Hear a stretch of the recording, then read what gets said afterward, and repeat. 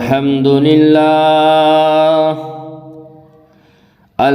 لله نحمده ونستعينه ونستغفره ونؤمن به ونتوكل عليه ونعوذ بالله من شرور أنفسنا ومن سيئات أعمالنا من يهده الله فلا مضل له ومن يضلله فلا هادي له ونشهد أن لا إله إلا الله وحده لا شريك له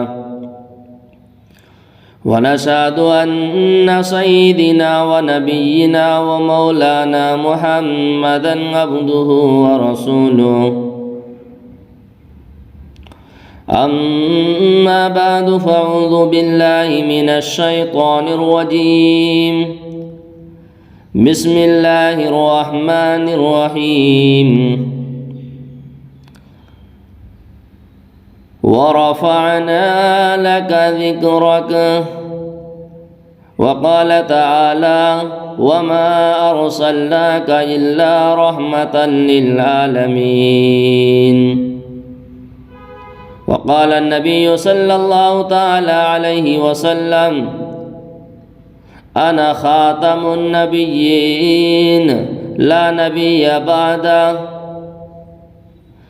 أو كما قال عليه الصلاة والسلام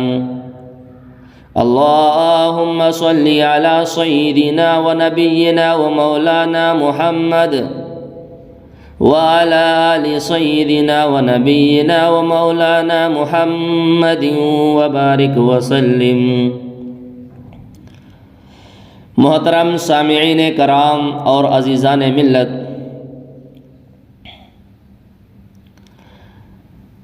اللہ رب العزت نے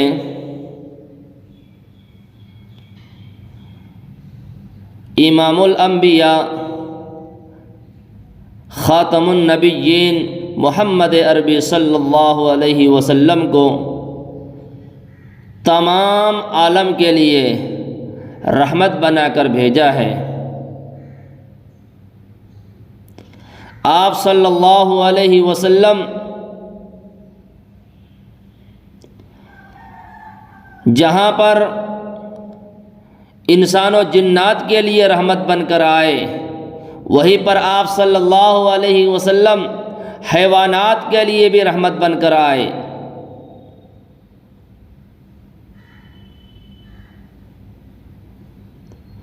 اور آپ کی رحمت کو دنیا والوں نے دیکھا کہ آپ صلی اللہ علیہ وسلم اگر پہاڑ کے قریب سے گزرتے تو پہاڑ کے پتھر بھی آپ صلی اللہ علیہ وسلم کے رسول ہونے کی گواہی دیتے، آپ صلی اللہ علیہ وسلم کی گواہی کو پیش کرتے۔ آپ صلی اللہ علیہ وسلم اگر جانوروں کے پاس سے گزرتے تو جانور بھی آپ علیہ السلام کی قدموں میں گر کر آپ علیہ السلام کی گواہی دیتے۔ اگر آپ علیہ السلام درختوں کے بغل سے گزرتے تو درخت بھی جھک کر آپ صلی اللہ علیہ وسلم کو سلام پیش کرتے اور آپ صلی اللہ علیہ وسلم کے نبوت کی گواہی دیتے۔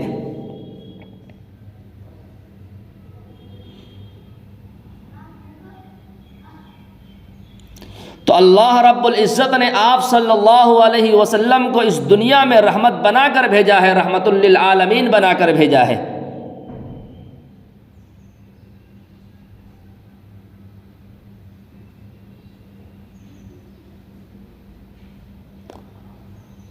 اللہ رب العزت نے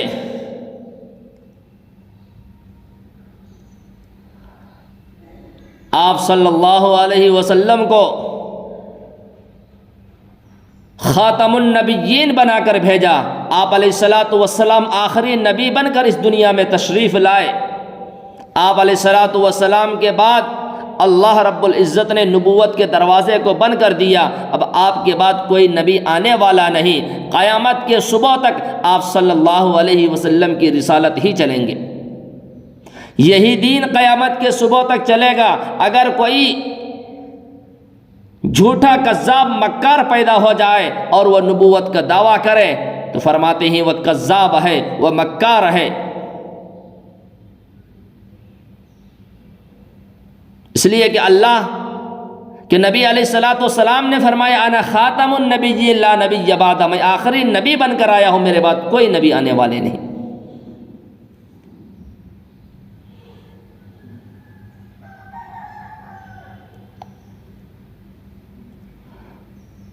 پچھلے مجلس میں آپ حضرات کے سامنے یہ بات آئی تھی کہ کس طرح سے آپ صلی اللہ علیہ وسلم دنیا میں تشریف لائے۔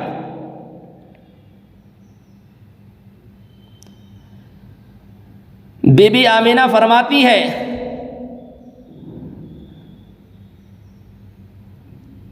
میرا لال جب میرے پیٹ میں آیا تو مجھے کوئی تکلیف نہیں، احساس تک نہیں ہوا، مجھے پتہ ہی نہیں چلا کہ میں حمل سے ہوں، میرے پیٹ میں آنے والا کوئی مہمان ہے۔ تو بی بی آمینہ فرماتی ہے حمل کا احساس ہی نہیں ہوا، مجھے حمل کا پتہ ہی نہیں چلا، تو پھر حضرت آمینہ کو حمل کا کس طرح سے علم ہوا؟ فرماتے ہیں جبرائیل علیہ السلام فرشتوں کے ذریعے سے اللہ رب العزت نے بی بی آمینہ کو خبر دی۔ تقریباً 6 مہینے کے بعد فرشتے آتے ہیں اور بی بی آمینہ کو بشارت دیتے ہیں، خوشخبری دیتے ہیں، یہ سناتے ہیں کہ تمہارے پیٹ میں اس امت کے رہبر، اس امت کے سردار امام الانبیاء تشریف لا رہے ہیں۔ تو فرشتے کے بتانے سے بی بی آمینہ کو پتہ چلا ہے کہ حمل سے ہے۔ پھر دوسری مرتبہ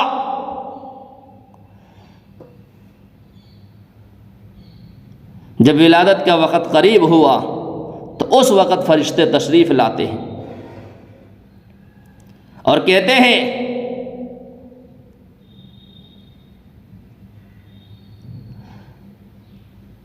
کہ جب بچہ پیدا ہو جائے تو یہ دعا پڑھنا اعیذہ بالواحد من شر کل حاسد،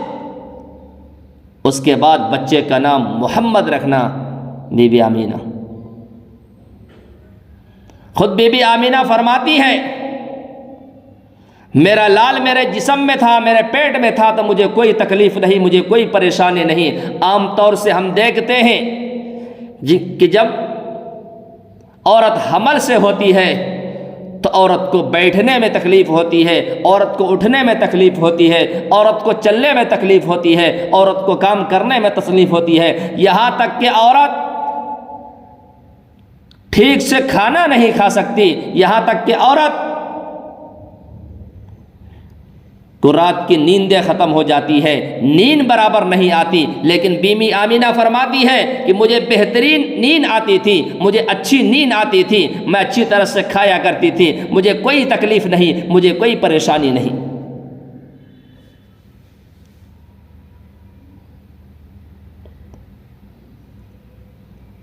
جس گلی سے گزرتے وہ گلی معطر ہو جاتا،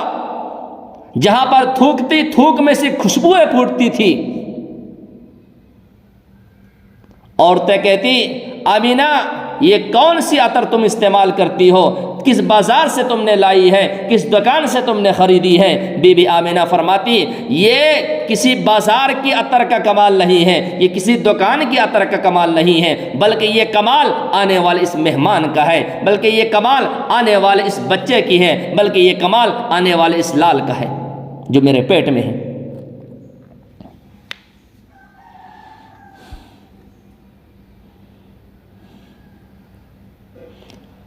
آپ صلی اللہ علیہ وسلم دنیا میں جب تشریف لائے سب سے بہترین گھڑی میں تشریف لائے ہیں، سب سے اچھا وقت میں تشریف لائے ہیں، بلکہ فرماتے ہیں علماء لکھتے ہیں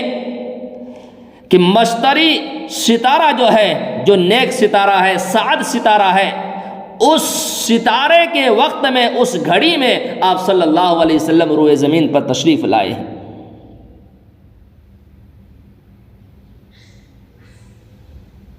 اب آپ علیہ الصلوۃ والسلام رات میں تشریف لائے یا دن میں تشریف لائے، اس میں اختلاف ہے، لیکن ایک قول سے پتہ چلتا ہے کہ آپ صلی اللہ علیہ وسلم رات کے وقت، رات کے آخری حصے میں یعنی صبح صادق کے وقت آپ صلی اللہ علیہ وسلم دنیا میں تشریف لائے ہیں، اور رات میں آپ علیہ الصلوۃ والسلام کی پیدائش کی ایک دلیل بھی علماء یہ لکھتے ہیں، ابن عباس رضی اللہ عنہ کی روایات سے ہیں کہ قریش کے اندر، قبیلہ قریش میں ایک رواج تھا، جو بچہ بھی رات میں پیدا ہوتا تھا اس بچے کو کسی بڑے برتن سے ڈھانک دیا جاتا تھا۔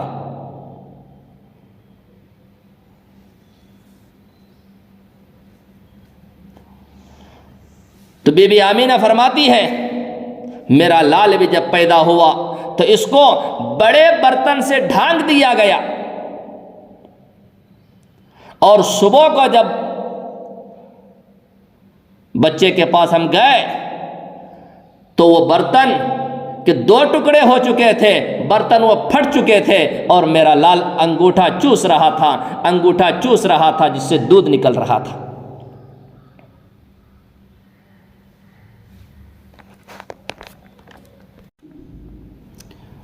اسی لیے تو علماء فرماتے ہیں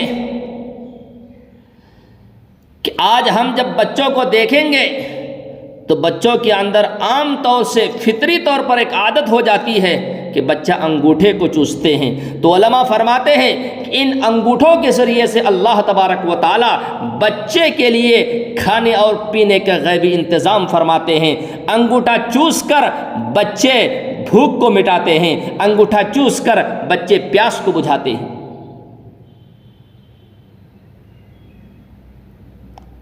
بنی اسرائیل میں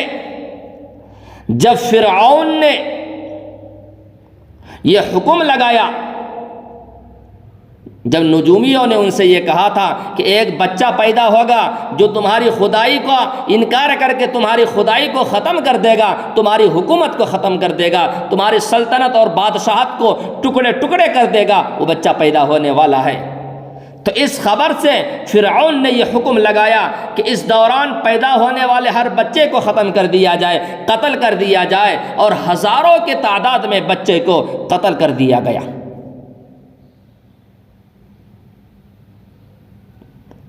تو عورتیں فرعون کے ظلم سے اپنے بچے کو بچانے کے لیے، قتل ہونے سے بچانے کے لیے، اس دوران میں جو بھی بچہ پیدا ہوتے تو بنی اسرائیل کی عورتیں ان بچے کو کہیں غار میں لے جا کر چھوڑ دیتے تھے، غار میں چھوڑ کر آ جاتے تھے، تو پروردگار عالم ان بچوں کے لیے غیبی انتظام فرماتے تھے، فرشتوں کو مقرر کرتے تھے، فرشتے وہاں پر آ کر ان بچے کے کھانے پینے کا انتظام کرتے تھے، ان بچوں کو فرشتے آ کر کھلاتے تھے۔ اللہ نے فرشتوں کو ان بچے پر مامور کر دیا تھا۔ روایات میں آتا ہے سامری جب موسیٰ علیہ الصلوۃ والسلام کوہ طور پر تشریف لے گئے تھے اور اس سامری نے بچھڑے کو بنایا تھا اور لوگوں کو گمراہ کر کے بچھڑے کی عبادت کے لیے بچھڑے کی پوجا کرنے کی طرف متوجہ کیا تھا، لوگوں کو کھینچا تھا، لوگوں کو بلایا تھا، تو جس بچھڑے کو بنانے والا سامری ہے، لوگوں کو گمراہ کرنے والا سامری ہے، جس کا ذکر پروردگار عالم نے قرآن مقدس میں بیان فرمایا ہے، وہ سامری کے بارے میں آتا ہے کہ اس کی ماں نے بھی اسی زمانے میں پیدا ہوا تو غار میں چھوڑ دیا تھا، اور اس کے کھانے پینے کے انتظام کے لیے اللہ تبارک و تعالی نے جبرائیل علیہ الصلوۃ والسلام کو منتخب فرمایا تھا۔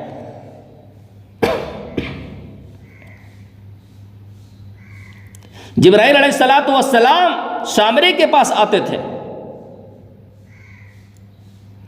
سامری کے ایک انگوٹھے سے مسکا نکلتا تھا، دوسرے انگوٹھے سے شہد نکلتا تھا اور اس کو چوس کر پیٹ کو بھرتا تھا۔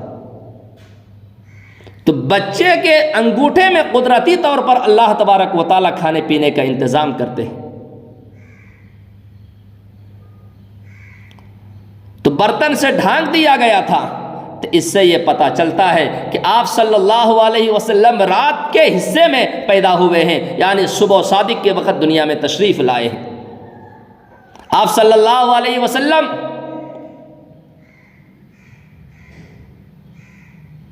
دنیا میں تشریف لانے سے پہلے مکے میں قحط سالی ہے، باغات اور کھیتیاں خشک ہو چکے ہیں، درخت کے پھل ختم ہو چکے ہیں، درخت کی ٹہنیاں خشک ہو چکی ہیں، لیکن علماء فرماتے ہیں جب آپ صلی اللہ علیہ وسلم تشریف لائے باغات اور کھیتیاں ہرے بھرے ہو گئے، باغات اور کھیتیاں سرسبز شاداب ہو گئے، درخت جس میں پھل نہیں تھا درختوں میں پھل آ گئے، جو درخت کی ٹہنی خشک ہو چکی تھی وہ ہریالی ہو گئی۔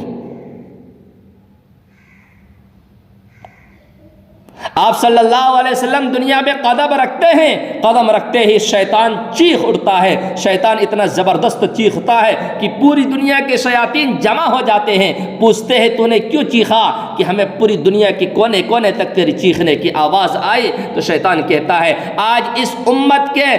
سردار، آج اس امت کے نبی، اس امت کے رسول دنیا میں تشریف لا چکے ہیں،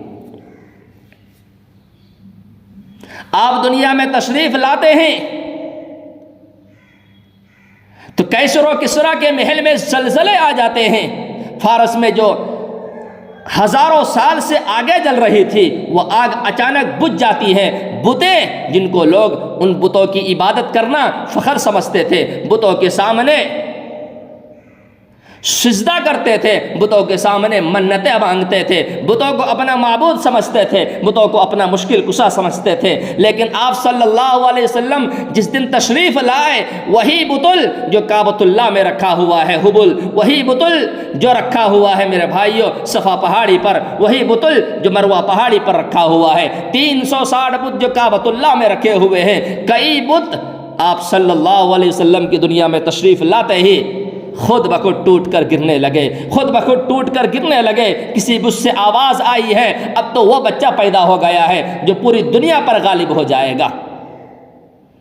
دنیا کی بادشاہت اب ختم ہو جائے گی۔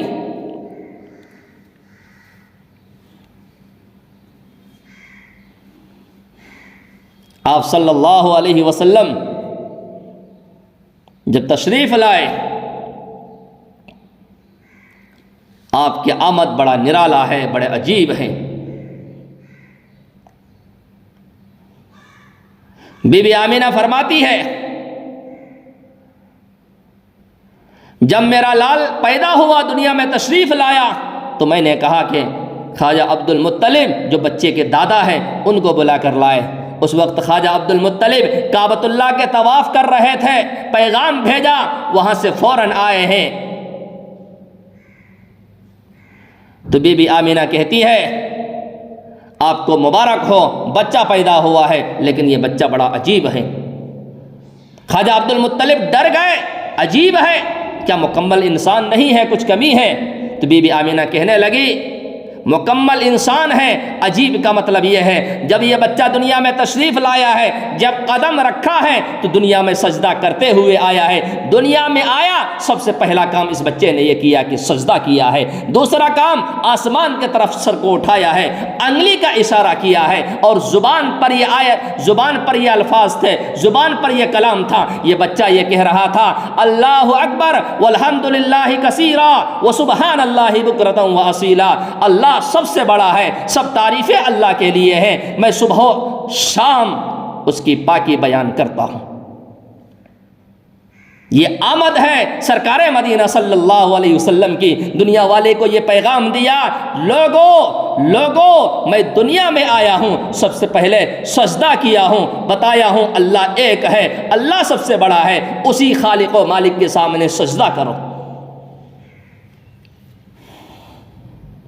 آتے ہی سب سے پہلے توحید کا سبق دیا ہے، توحید کا درس دیا ہے کہ دنیا والوں کسی کے سامنے نہ جھکو، دنیا والوں کسی کے سامنے سجدہ نہ کرو، دنیا والوں سجدہ کرنا ہے تو سب سے بڑا خدا ہے، اسی خدا کی سجدہ کرو۔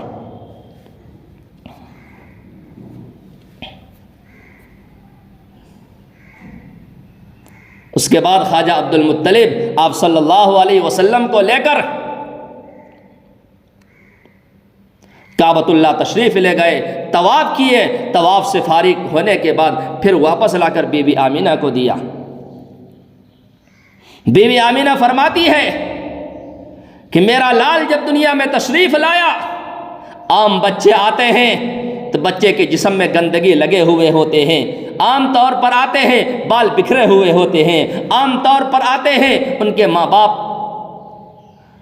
بعد میں چل کر ختنہ کراتے ہیں، عام طور پر بچہ پیدا ہوتا ہے روتے ہوئے آتے ہیں، عام طور پر بچہ پیدا ہوتا ہے دائی اس کے ناف کو کاٹتے ہیں، لیکن بی بی آمینہ فرماتی ہے میرا لال جب دنیا میں تشریف لایا ہے، میرا لال جب دنیا میں قدم رکھا ہے تو آلائشوں سے پاک تھا، گندگیوں سے پاک تھا، میرے لال کا جسم بالکل گندگی سے پاک و صاف تھا، لگ رہا تھا کہ نہا کر تشریف لایا ہے، میرے لال کے سر کے بال بالکل درست کیے ہوئے تھے، بالکل سیدھے کیے ہوئے تھے، بلکہ کراف کیا ہوا تھا، بیچ میں مائن کیے ہوئے تھے، ایسا لگ رہا تھا کسی نے کنگھی کر کے بھیجا ہو۔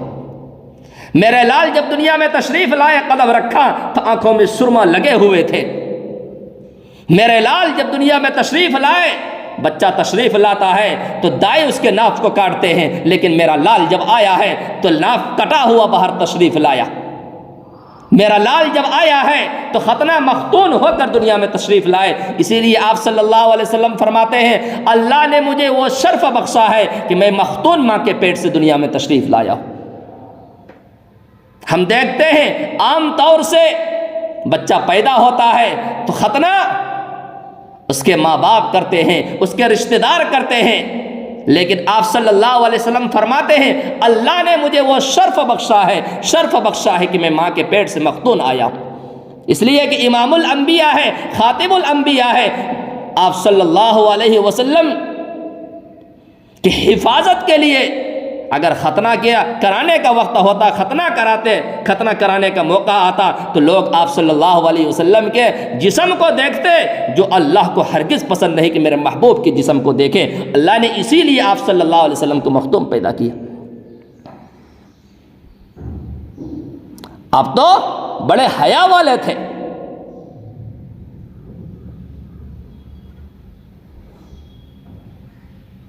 روایات میں آتا ہے، حضرت عباس رضی اللہ عنہ فرماتے ہیں آپ صلی اللہ علیہ وسلم ایک مرتبہ چھوٹے سے تھے تو کعبۃ اللہ کی تعمیر ہو رہے تھے، تو پتھر کو اٹھا رہے تھے تو سر پر رکھنے کے لیے کوئی چیز نہیں تھی، تو کپڑے جو تہبند کو باندھے ہوئے تھے وہ تہبند کو کھینچ لیے تاکہ سر پر رکھ کر پتھر کو اٹھا کر لے کر جائے۔ تو فرماتے ہیں جب جسم سے تہبند کو کھینچ لیا تو آپ صلی اللہ علیہ وسلم کے جسم پر کپڑا نہ ہونے کی وجہ سے فوراً بے ہوش ہو کر نیچے گر گئے تھے۔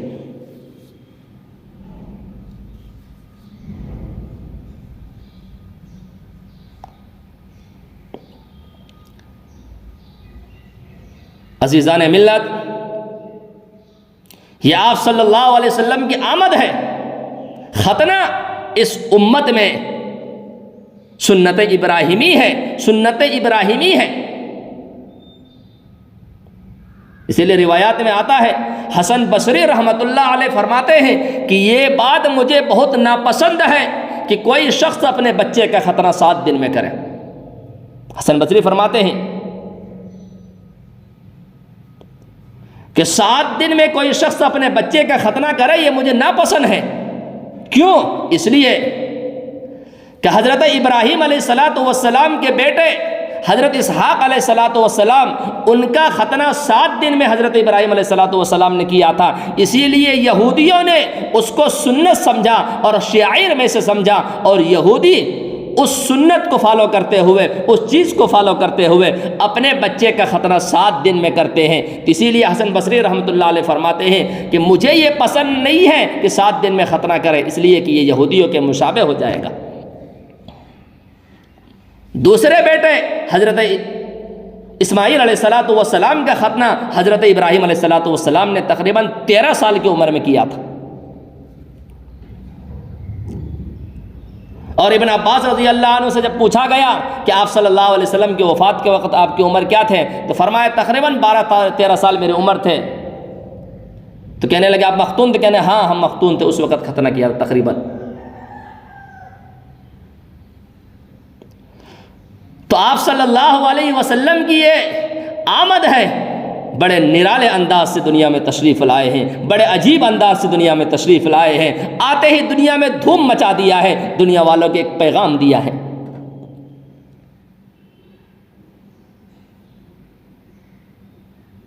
آپ صلی اللہ علیہ وسلم دنیا میں یتیم آئے، باپ کا سایہ پہلے اٹھ چکا ہے۔ کیوں؟ اگر آپ صلی اللہ علیہ وسلم کے والد ہوتے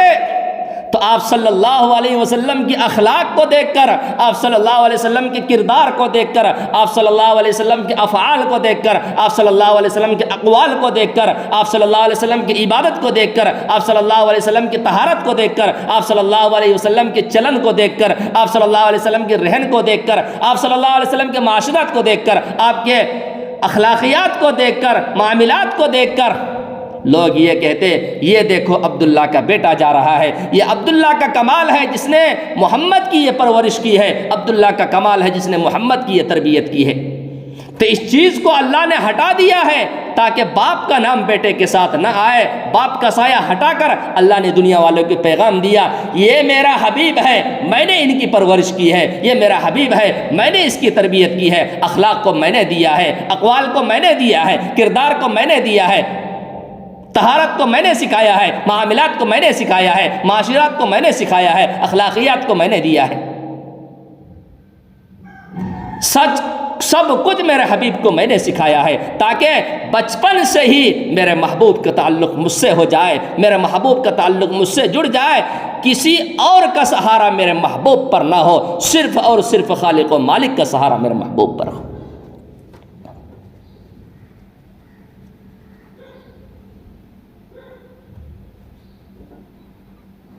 اللہ کے حبیب ہے، حبیب پر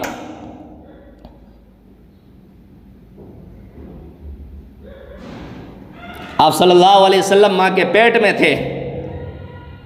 والد حضرت عبداللہ کا انتقال ہو گیا،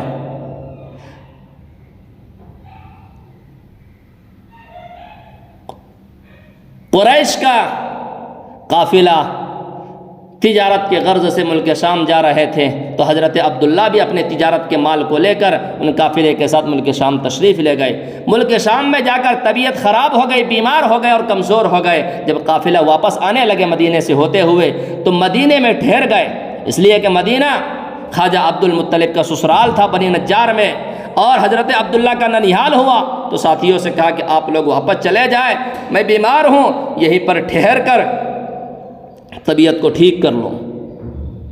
تو 1 مہینے تک وہاں رکے۔ جب قافلہ واپس مکہ آئے، خواجہ عبد المطلب نے پوچھا کہ میرا بیٹا نظر نہیں آتا، کہاں ہے؟ تو قافلے والوں نے بتایا کہ وہ تو بیمار ہے اور کمزور ہے، اسی لیے اپنے ننیحال بنی نجار میں ٹھہر گئے۔ تو خواجہ عبد المطلب نے اپنے بیٹے حارث یا زبیر، دونوں میں سے حارث جو ہے نا خواجہ عبد المطلب کے بڑے بیٹے تھے، زبیر جو ہے نا حضرت عبداللہ کے حقیقی خاص بھائی تھے، ان کو بھیجا۔ جب یہ بھائی وہاں پر پہنچے ہیں تو روایات میں یوں آتا ہے کہ حضرت عبداللہ کا انتقال ہو چکا تھا، بعض روایات میں آتا ہے ان کے سامنے انتقال ہوا، اور وہیں پر بنی نجار کے ایک مکان میں جو ہے نا دفن ہوئے۔ آپ صلی اللہ علیہ وسلم جب ہجرت فرما کر مکہ سے مدینہ تشریف لے گئے، جب اس گھر کو دیکھا تو ساتھیوں سے کہا کہ یہ وہی مکان ہے، وہی گھر ہے جہاں پر میں اپنی والدہ کے ساتھ اتری تھی، اور یہی پر میرے والد کا قبر ہے۔ بنی نجار کے پانی مجھے بڑا پسند ہے، یہاں پر میں تیرا کرتا تھا۔ تو آپ صلی اللہ علیہ وسلم کے والد محترم کا مدینے میں انتقال ہوا، اور بنی نجار کے گھر میں جو ہے نا ایک شخص کے گھر میں ان کی قبر ہے، وہاں پر مدفون ہوئے۔ آپ صلی اللہ علیہ وسلم جس گھر میں تشریف لائے وہ مکان بھی جو ہے نا بڑا نرالا ہے میرے بھائیو۔ آپ صلی اللہ علیہ وسلم جس مکان میں تشریف لائے اس مکان کو ابن یوسف کے نام سے جانا جاتا تھا، بعد میں اس مکان کا نام بیضا رکھا ہوا تھا، ابن یوسف کا گھر رکھا ہوا تھا۔ حجاج ابن یوسف کا بھائی محمد ابن یوسف، اس نے اس گھر کو خرید لیا ہے۔ روایات میں ہی آتا ہے کہ آپ صلی اللہ علیہ وسلم جب مکہ سے مدینہ ہجرت کر گئے تو ابو طالب کے بیٹے عقیل کے قبضے میں یہ گھر آ گیا تھا، اور عقیل کے اولادوں میں وراثت کے طور پر یہ گھر منتقل ہوتا رہا، اور عقیل کے بیٹے نے 1,00,000 دینار میں محمد ابن یوسف کو بیچا، اور محمد ابن یوسف نے اس گھر کو اپنے گھر میں شامل کر کے اس کا نام بیضا رکھا، یعنی اس گھر کو چونے سے بنایا گیا تھا، اور چونے کے روغن سے جو ہے نا کلر کیا گیا تھا اس گھر کو، وہ گھر بالکل سفید تھا، اسی لیے اس کو بیضا اور ابن یوسف کا گھر کہا جاتا تھا، اسی نام سے وہ گھر مشہور تھا۔ اور بعض روایات سے یوں پتہ چلتا ہے جب آپ صلی اللہ علیہ وسلم فتح مکہ کے موقع پر تشریف لے گئے تو صحابہ نے عرض کیا یا رسول اللہ کہ آپ اپنے مکان میں قیام کریں گے، ٹھہریں گے؟ تو آپ صلی اللہ علیہ وسلم نے فرمایا کہ عقیل نے ہمارے لیے کیا چھوڑا ہے؟ کچھ نہیں چھوڑا۔ یعنی عقیل کے بارے میں یہ آتا ہے، ابو طالب آپ صلی اللہ علیہ وسلم کے جو چچا تھے، جنہوں نے آپ صلی اللہ علیہ وسلم کی پرورش کی، ہر اعتبار سے آپ صلی اللہ علیہ وسلم کو ساتھ دیا، تو ابو طالب کے انتقال کے وقت ابو طالب کے کل 4 بیٹے ہیں، عقیل، طالب، حضرت علی رضی اللہ عنہ اور حضرت جعفر رضی اللہ عنہ، تو ان کے انتقال کے وقت عقیل اور طالب یہ دونوں تھے۔ تو کتابوں میں آتا ہے تو ابو طالب کے جو وراثت تھے یہ ان کے حصے میں آیا، ان کے حصے میں آیا، یعنی عقیل اور طالب کے حصے میں آیا۔ یہ دونوں کافر تھے اور اس وقت صرف 2 بھائی مسلمان تھے، حضرت علی رضی اللہ عنہ، حضرت جعفر رضی اللہ عنہ۔ تو عقیل بعد میں یہ بھی مسلمان ہوا ہے، تو اسی عقیل کے بارے میں اللہ کے نبی صلی اللہ علیہ وسلم نے فرمایا اس نے ہمارے لیے کیا چھوڑا؟ سب کچھ بیچ دیا۔ یہاں تک کہ روایات میں آتا ہے عقیل نے بنی ہاشم کے جتنے افراد مکہ سے مدینہ ہجرت کر گئے تھے سب کے گھروں کو بیچنے والے یہی عقیل ہے، اسی عقیل نے بیچا تھا سب کے گھروں کو، اور اس گھر کو بھی بیچ دیا جو گھر حضرت خدیجہ رضی اللہ عنہا کا تھا، جس میں رسول اللہ صلی اللہ علیہ وسلم رہتے تھے، جس گھر میں حضرت فاطمہ رضی اللہ عنہا رہتی تھی، اس گھر کو بھی عقیل نے بیچ دیا، جس گھر کے بارے میں آتا ہے حضرت فاطمہ کی وجہ سے اس گھر کا اتنا اونچا مقام ہے کہ کعبۃ اللہ کے بعد اسی گھر کو برکت والا گھر سمجھا جاتا ہے۔ تو عقیل کا انتقال، عقیل یہ بعد میں چل کر مسلمان ہوئے ہیں، صلح حدیبیہ کے سال میں سن 6 ہجری میں عقیل مسلمان ہوئے، اور تو 3 بھائی مسلمان ہو گئے، اور آخری طالب کے بارے میں آتا ہے کہ ان کو جن کا اثر ہو گیا تھا جس کی وجہ سے دماغ میں خلل پیدا ہو گیا تھا، اس کے بعد طالب کہاں گیا، اس کے ساتھ کیا ہوا، اس کا کسی کو علم نہیں ہے۔ تو آپ صلی اللہ علیہ وسلم جس گھر میں آئے وہ گھر بھی مقدس، جس گھڑی میں آئے وہ گھڑی بھی مقدس، آپ صلی اللہ علیہ وسلم جس ماں کے پیٹ سے تشریف لائے وہ ماں بھی دنیا کے تمام ماؤں میں سب سے افضل۔ یہ ہے آپ صلی اللہ علیہ وسلم کی مبارک آمد۔ اللہ پاک ہم سب کو بھی پیارے نبی کی سچی پکی محبت عطا فرمائے، آمین۔ وآخر دعوانا ان الحمد للہ رب العالمین۔